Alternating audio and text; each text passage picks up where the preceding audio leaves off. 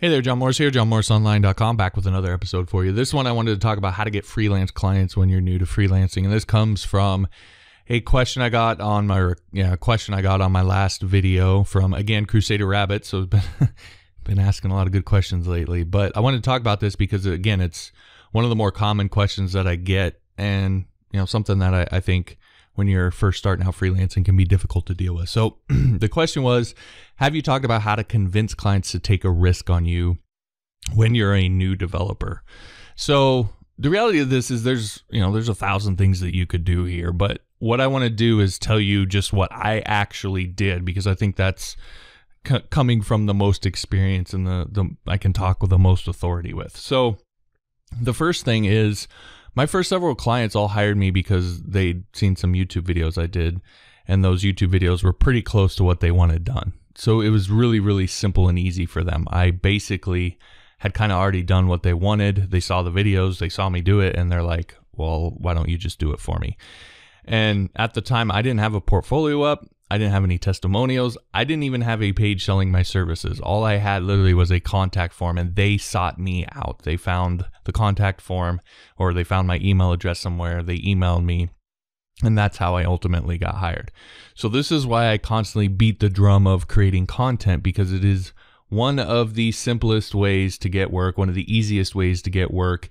If you have nothing else, if you're brand new, if you don't have a client history, you don't have all of this stuff behind you, you're just starting completely from scratch, it's one of the simplest ways. Just start creating content around tech problems, and people that have that problem will eventually find it and seek you out to just do it for them. A lot of freelance work is people just wanting you to do it for them. So it can really work when you have nothing else.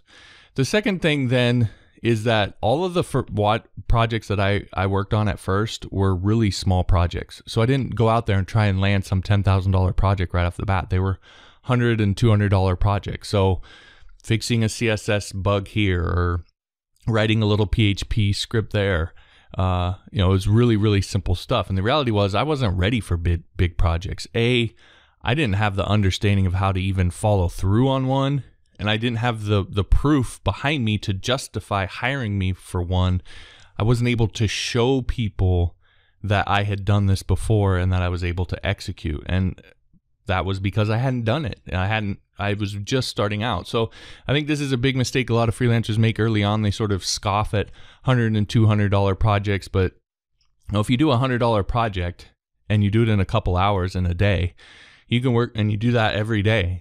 That's a couple hours of work a day, and you're making an extra $3,000 a month. So don't scoff at that stuff too much. And that's also going to help you learn how to work with clients and learn how to execute on projects and be able to work up to bigger and bigger projects and build up your portfolio and all those sorts of things. So again, don't be afraid to take those smaller projects and work your way up. The third and final thing then was my portfolio. So like I mentioned, early on, I didn't have one. But one thing I learned quickly is that a portfolio is the number one thing that clients are going to look at, or they're going to ask for. They're going to want to see examples of your past work. Now, again, I was able to get some early on despite not having a portfolio because of my content. But I'd have landed a lot more jobs if I had a portfolio. So ultimately, what I developed, the strategy that it came to, is what I call the non-client portfolio. So you build 5 to 10 websites or applications or whatever it is you're going to do for people. You build 5 to 10 of those for nobody. And you really want to make those, while I said focus on fixing little problems for people, you want to make your portfolio full of things that are your ideal kinds of projects, right? Because you want people to see that this is the kind of thing that you do. And that's how you're going to eventually get one of those clients to want to do that for you. So you don't necessarily want to fill those with the fixes that you're doing for people. You're getting hired for those sort of despite your portfolio.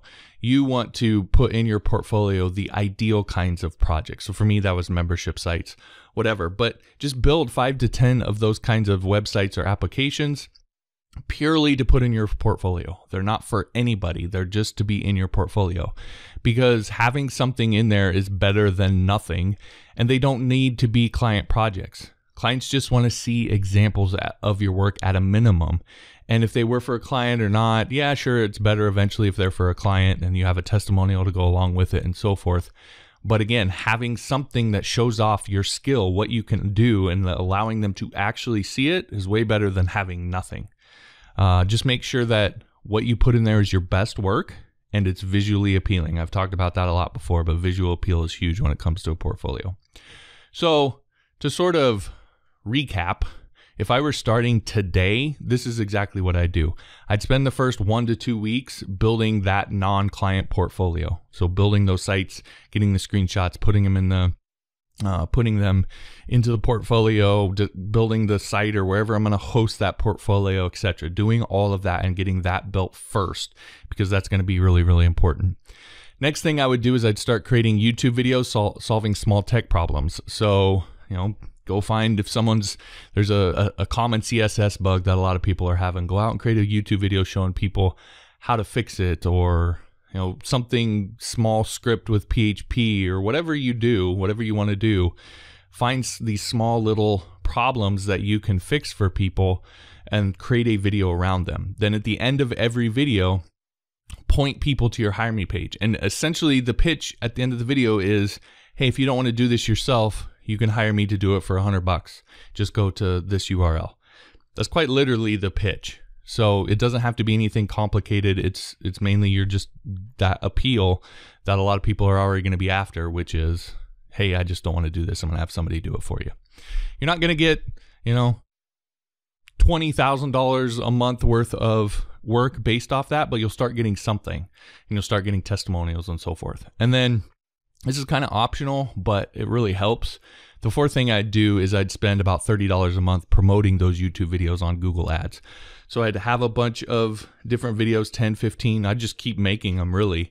And then I would spend $30 a month or $1 a day promoting those videos over on YouTube. And you can buy a view for 3 to 4 cents.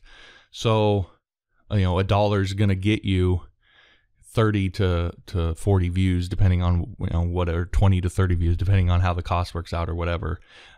But that's over the course of a month, that's a significant number of views, and that'll be enough to give those videos a push and hopefully start getting them popular, and then they take on a life of their own.